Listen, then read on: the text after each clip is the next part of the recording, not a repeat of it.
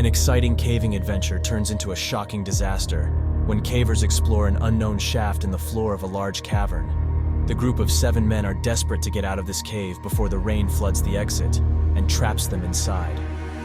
This is the fatal breakdown of the Peak Cavern tragedy. 3 cavers were deep in the paths of Peak Cavern and came upon a huge chamber that was highly decorated. Crystal stalactites covered the ceiling and left the men dazzled by their discovery. In exploring the room, they found a small hole in the ground and couldn't stop themselves from taking a look inside. The opening was just 30 inches by 18 inches. It wasn't much of an opening, but these innocuous small shafts have led to interesting new discoveries many times before, so they roped up and slid down the narrow hole. Some twisting and turning through a tight corkscrew turn in the small space revealed a shaft that continued on below, but they couldn't quite see where it might end or what was attached to the path. The men retreated for the day, with plans to return with a larger group and additional supplies to make the exploration easier and more safe. A few weeks later, on March 22, 1959, a team of 7 men returned to Peak's Cavern. The night before, the British Speleological Association was having a meeting in Castleton. Peter Crabtree, one of the original cavers, invited a few guys from the caving club to join them. 20-year-old Oxford student Neil Moss was excited to join this team.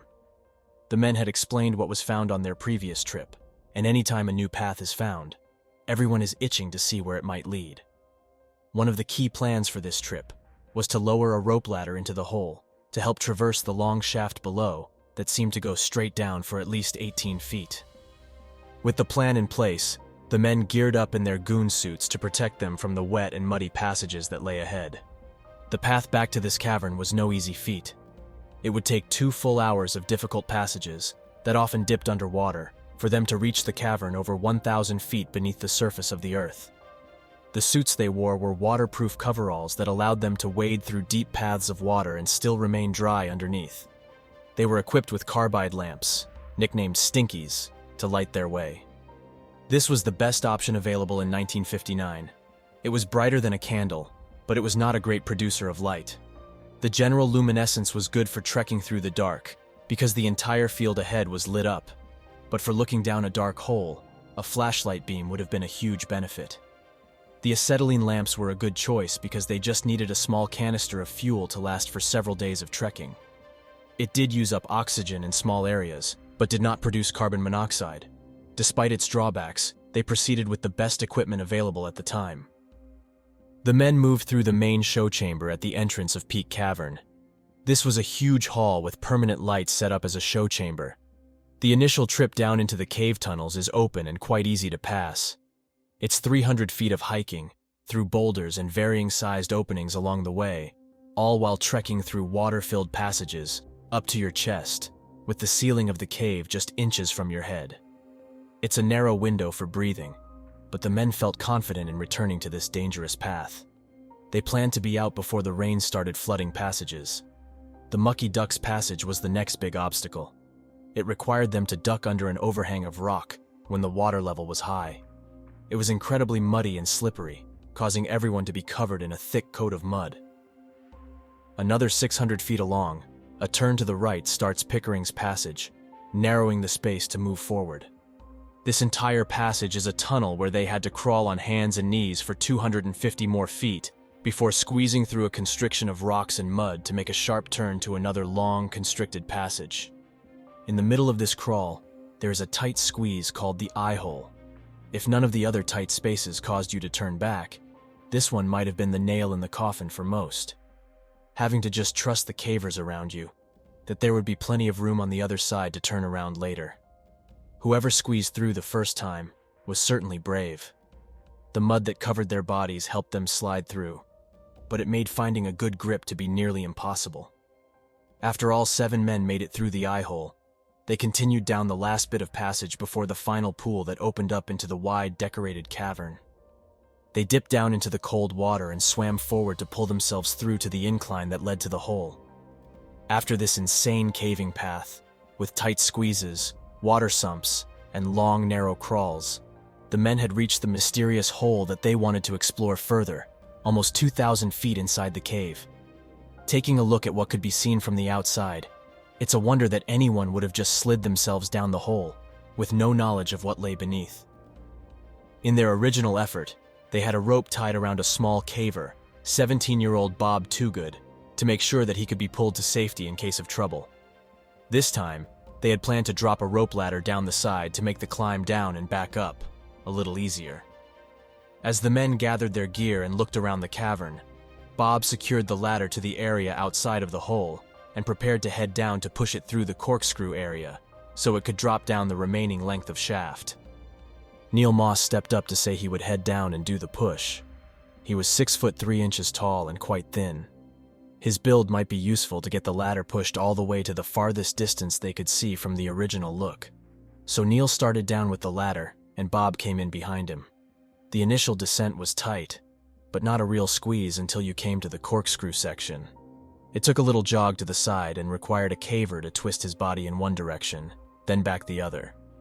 Careful twisting of shoulders one way, then hips the other, was necessary to continue to move forward. After this, Neil's feet and legs would come out the other side and hit the wall just on the other side of the lower shaft. There was a little clearance above his head, so he could lean forward and look down between his legs to see where he was heading next. This would be the only view he got of what lies beneath, so he took a quick look and was shocked at the tiny size of the hole below. With Bob behind him, it was too late to back out now, so he started pushing the bunch of ladder that was collected at the end of the corkscrew. They weren't exactly sure how far down this shaft would go, but it looked to be around 40 feet, so they brought a 75-foot ladder just to be sure. This bunch of rope and metal was pushed off the ledge and caught up in the column of the shaft below. Neil continued to use the rope ladder to brace himself, but this tunnel was more narrow than the shaft above. He started down the elliptical hole beneath him. This hole was only 18 inches wide, so it was a struggle to move down, even with his thin frame. As he moved along, he used his feet to push the rope ladder and free it from entanglements along the way. One hand held tight to the ladder, while the other reached down to feel along the walls of the hole. He told Bob that the ladder was hung up and they might need to pull it up a bit. So Bob started back up to the exit and expected Neil to follow. As Neil prepared to move, he could feel that a boulder was blocking part of the pathway down.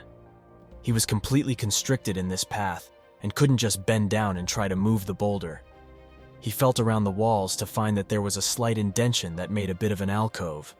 He moved down to a lower position and slid his body into the small alcove in the wall. This allowed him to bend down a bit and try to move the boulder. He was feeling the exhaustion of the hours of working to get to this point, and the uncomfortable exertion of reaching below him and trying to use such force to move a large rock. He was able to slide it to the side, but it tumbled away from him a few feet and wedged into the shaft below. The rock was now on top of the bundle of rope and pinned it to the side of the shaft. As Neil tried to get his footing and push up the narrow hole, he was having a tough time getting past the constriction. The ladder was now twisted in a less favorable position, with the metal tube rungs blocking part of the opening. Neil adjusted and turned to try to find an ideal angle of attack. Nothing really seemed to be working, so he stepped on a ladder rung and pushed his body up firmly. This actually put him in a worse position, because now he couldn't reach up with his arms. He tried to slide back down, but was rather wedged. After several minutes, Neil shouted up to the men, "I'm stuck. I can't budge an inch." Bob made his way back down into the treacherous corkscrew and could only see Neil's helmet inside the lower shaft. It was clear that he was wedged in a narrow part of the pathway and that they would need to pull him up. He headed back up, and the rest of the men gathered to heave up on the rope ladder, hoping to pull Neil through this tight squeeze. They felt a little movement on the ladder, then it was firmly taut without any further movement up. It became clear that the boulder had completely wedged in the shaft and held the ladder tightly in place. Neil had been pulled upwards a foot or so, but he was no less wedged than he was before. His body was trapped in the elliptical tunnel that led down from the corkscrew. The men shouted back and forth to figure out his status. Several attempts were made to slide down to reach him, but he was stuck in this tiny shaft. The ladder would be of no use to them now, and Neil was in an impossible situation. His feet dangled just above a rung on the ladder, and his knees couldn't be bent far enough to allow him to raise his foot to the next rung up. He had absolutely nowhere to gain leverage in the smooth shaft, so he was simply stuck without the ability to assist his friends in rescuing him. On Neil's way down into the shaft, he had angled his shoulders to fit down into the small alcove below.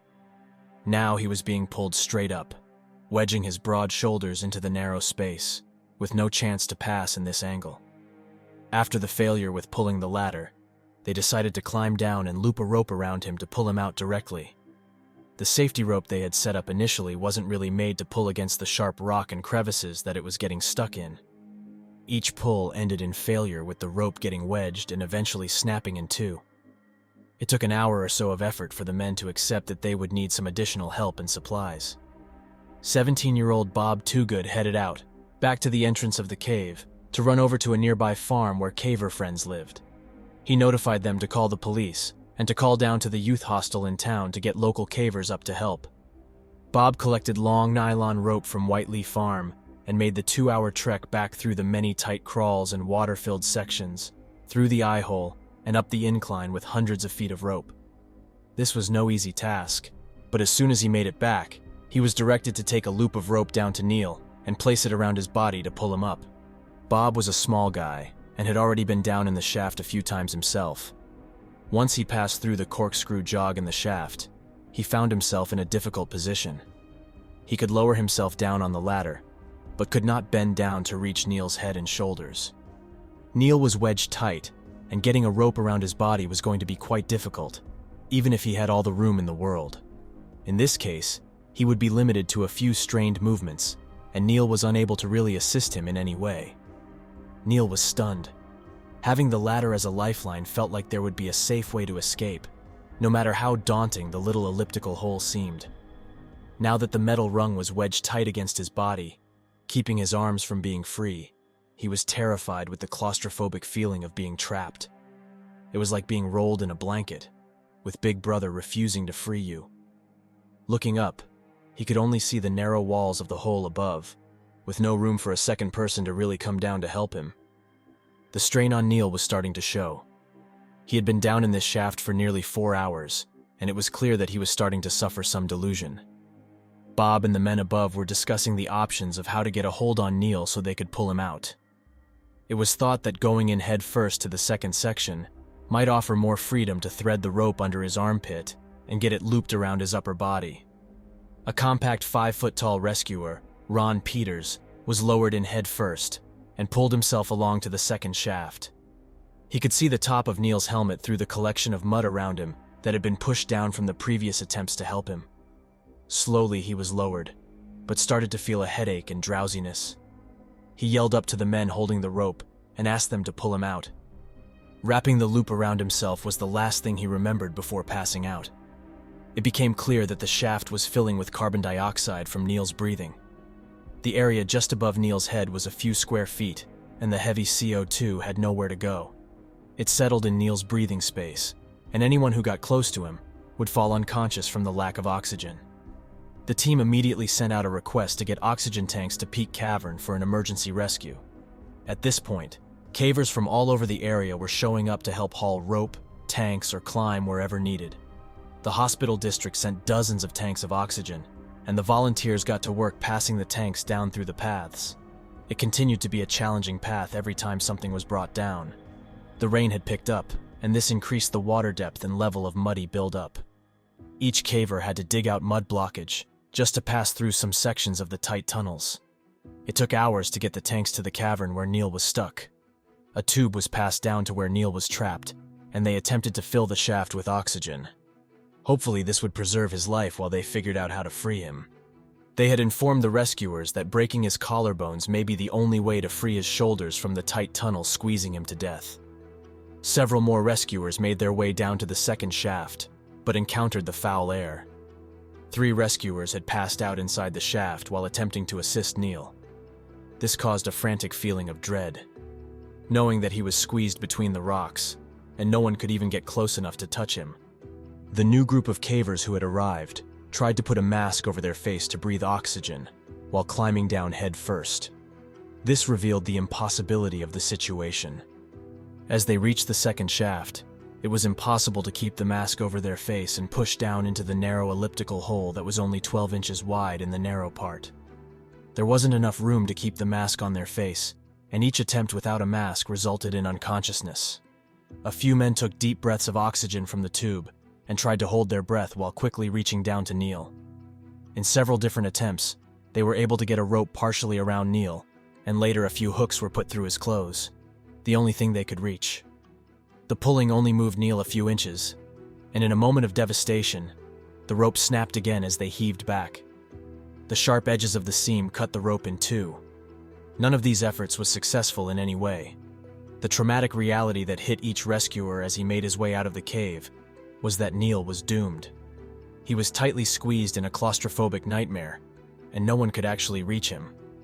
The clock was ticking, and he wouldn't survive much longer if they could not get rid of the building carbon dioxide. An air purification system was brought in, but the cartridges were too large to make it through the sinewy path to Neil's location. Attempts were made to use crowbars and hammers to widen the lower shaft, but without useful success. They had been listening to Neil's labored breathing, and the men were sick with helplessness. There was nothing they could do. A Royal Air Force doctor was brought in to assess the situation. Dr. Hugh Kidd had been listening to Neil's breath as he struggled with Shane Stokes' breathing. This is the kind of breath that goes in cycles of rapid and deep breaths, followed by shallow, slow, or even absent breathing. It was clear to Dr. Kidd where this was leading. Simply adding more oxygen to the shaft wouldn't necessarily solve the problem. When the percentage of CO2 exceeds 5%, the body starts developing respiratory acidosis. As the concentration increases, humans will experience convulsions, coma, and eventually death. This cascade of events is triggered in high CO2 situations, and only immediate removal from the situation, followed by a high concentration oxygen reperfusion, can reverse it. Neil was in no such position. He was trapped with a column of air where the carbon dioxide was settled around his head, and high concentration oxygen sat just above. There was no way to reverse the deadly carbon dioxide poisoning at this point. It had been nearly 30 hours stuck, and every possible option had been attempted. They were quite certain that Neil was nearly dead and could not be saved. In the early hours of Tuesday morning, the doctor listened for any signs of breathing from down below. The tube that was fed down created a great echo chamber to hear even the smallest of breaths. Unfortunately, they heard only silence. Neil was officially declared dead. They continued for several more hours to find a way to reach his body, but the air repelled even the most determined of men. Neil's father, Eric, had been outside the cave waiting for news of his son's condition. As the hours passed, it became clear that he was not going to be saved. With the latest report, he asked that efforts to recover the body be abandoned. It was too horrible to consider that another person might get trapped in the same situation, all for the sake of collecting a body.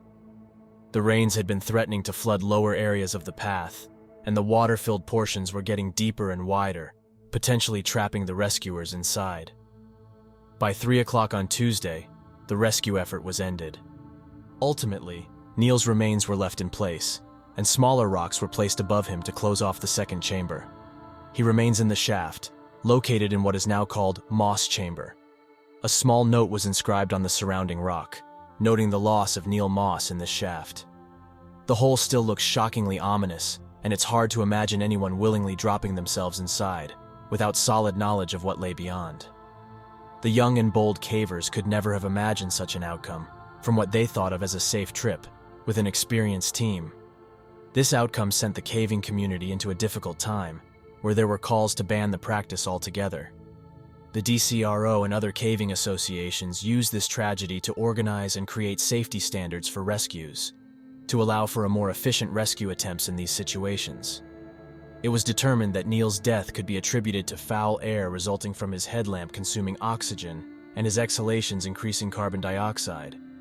This foul air death caused a re-evaluation of the risk to cavers and a new set of standards on how to approach a rescue. Many experts state that if this same event happened today, Neil would have still likely died because of the location of the incident, a full 2 hours from the exit. The loss of a strong, healthy young person in Peak Cavern just continues to illustrate the deadly risk that cavers face when exploring in uncharted territory.